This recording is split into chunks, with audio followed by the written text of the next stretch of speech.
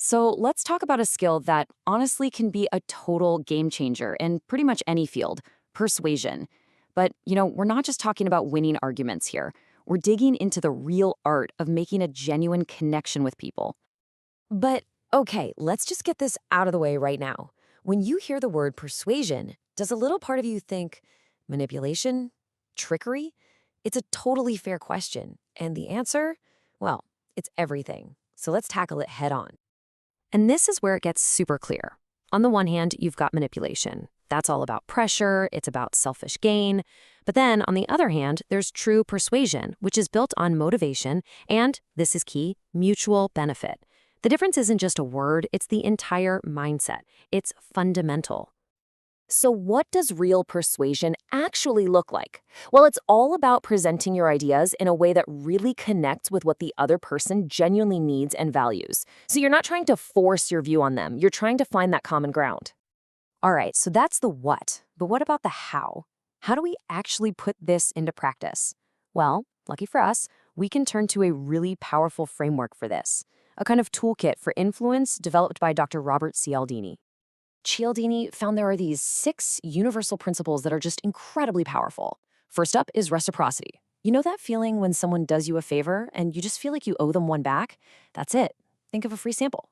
Then you've got scarcity. We just value things more when they're rare or limited. It's that whole limited time offer thing in action. Third is authority. We are just wired to listen to people who are credible, knowledgeable experts. Number 4, consistency. People have this deep need to be consistent with what they've already said or done. Next is consensus, which you might know is social proof. We often look to see what everyone else is doing to figure out what we should do. And finally, liking. It's so simple. We are just way more likely to be influenced by people we actually like. But look, having a powerful toolkit like that isn't enough. It's just not.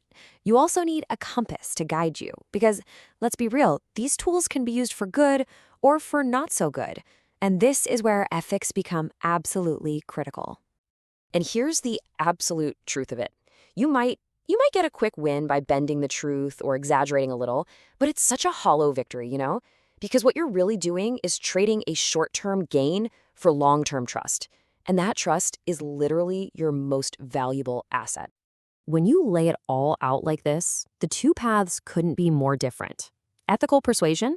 It's all driven by mutual benefit and honesty. And guess what that builds? Trust. But manipulation?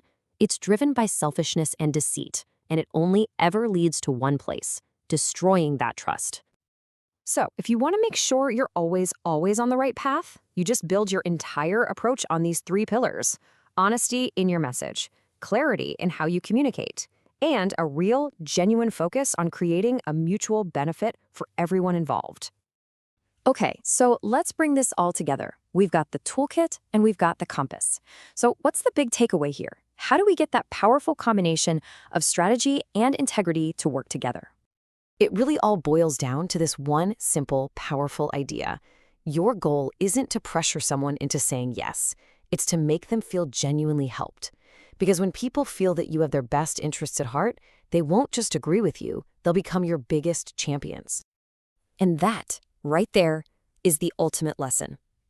The most powerful, most effective form of persuasion isn't about having the slickest lines or the cleverest tricks. It's about combining smart, effective strategy with unwavering integrity. That's the whole shebang. So I'll leave you with this one last thought to reflect on. In your own conversations, at work, in your life, when you communicate with people, are you really trying to help or are you just applying pressure? Think about it, because the answer makes all the difference in the world.